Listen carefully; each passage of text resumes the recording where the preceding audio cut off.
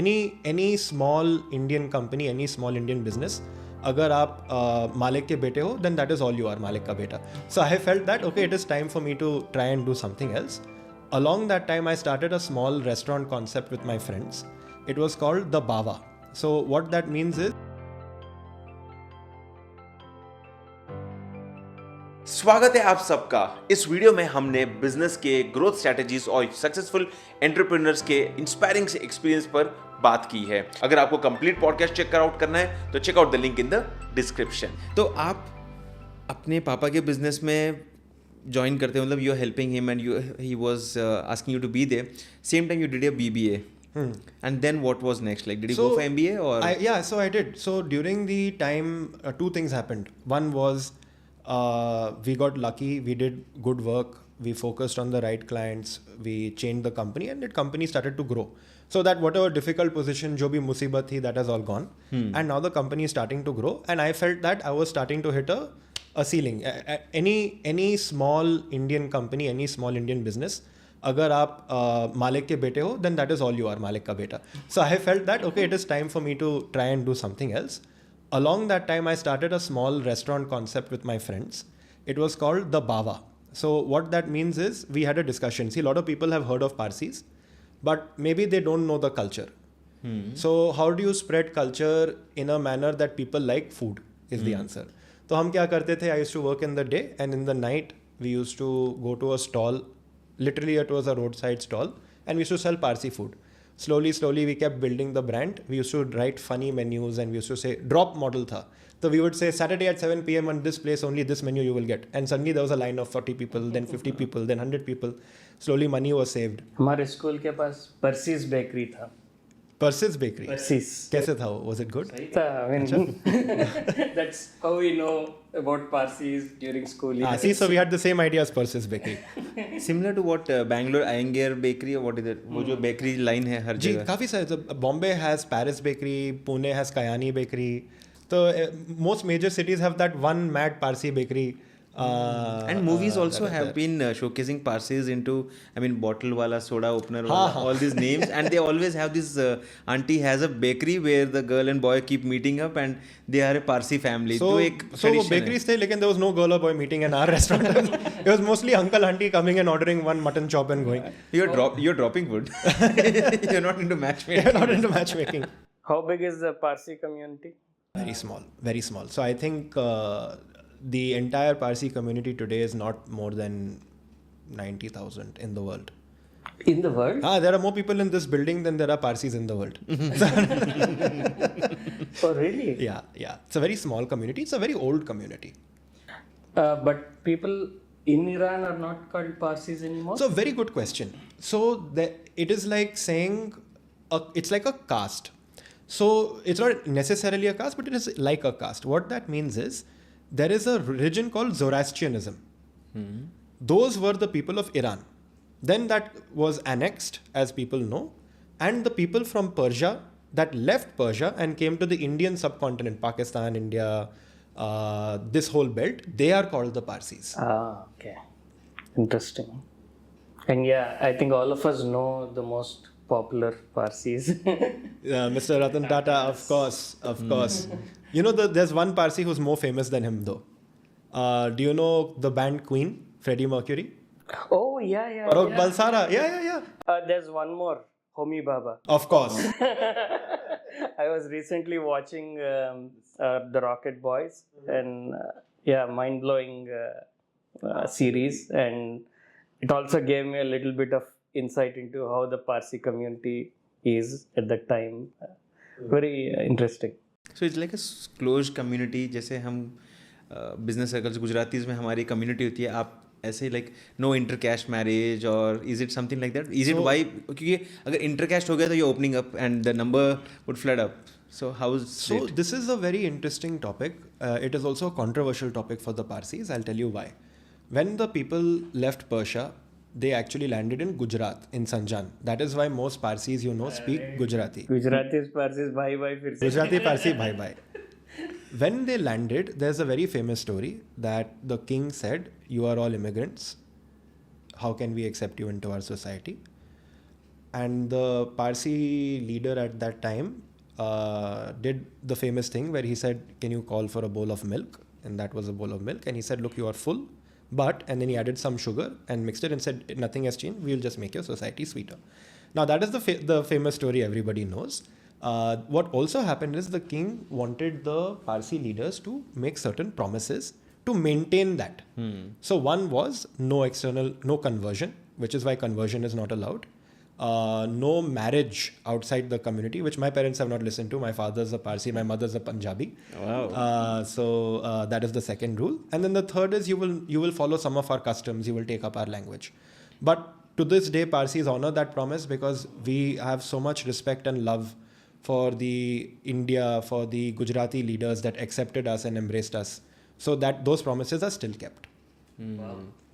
What have been your learnings when being with the Parsi community, and when you speak about big influential people, तो उनसे आपको क्या सीखने मिलता है और आपके कुछ ऐसे क्या contacts है या connections है at least? I think more than people, there are connections with the philosophy. The number one thing every Parsi is told when growing up is एक मंत्र है हमारा, good thoughts, good words, good deeds. करना ही है. You have to think good, you have to do good, you know, जैसे गांधी जी बोलते थे. So our three is good thoughts, good words, good deeds. The one thing that I took away, क्योंकि आप जब भी जाओ एक community में, right, there are certain central topics that are constantly discussed. So the first is a love for life. मजा से खाओ, मजा से पियो, खुश रहो, don't take yourself too seriously. So a Parsi, what I've learned is the first person who should make a joke about you is yourself. So that is and the first way you're thing. saying Maja, it brings me back to Munna Bhai MBBS. That is very Majani life. Majani life. Majani life. So that is one. The first वो एक person. accent आया था. So that is one. The other is you'll notice this if you look. The Tatas are very, very philanthropic. They're always giving back. Most Parsi families, it is an unwritten rule कि you have to do something. I think it is a genetically passed down trait of giving back to the country that gave us so much. See, we were refugees. We came on a boat with little bit of fire, our religious fire. That fire still burns in our country today. I think that has continued down. So one of the things you learn is no matter where you are in life, remember that you have to help other people. Remember that you give back. And most people, I don't think it's necessarily a Parsi thing, right? As the society keeps getting more and more intermingled, and as India keeps growing, we have to keep reminding ourselves that there has to be more to life than buying a fancier car, than staying in a fancier flat. यार मैं क्यों ना एक cancer hospital को के बारे में कुछ करूँ, मैं क्यों ना किसी को कुछ खाना दे पाऊँ. I think these are the 2-3 main things that I have picked up. People along the way have all been friendly and helpful to me. A lot of mentors in my life. But I think if I had to boil it down, यार ये दो चीज़ है. Don't take yourself too seriously and make sure that you're giving people more than you're getting in life, and these two things you maintain. How and do respect. the kids of this generation relate to that philosophy? When I have one, I'll tell you.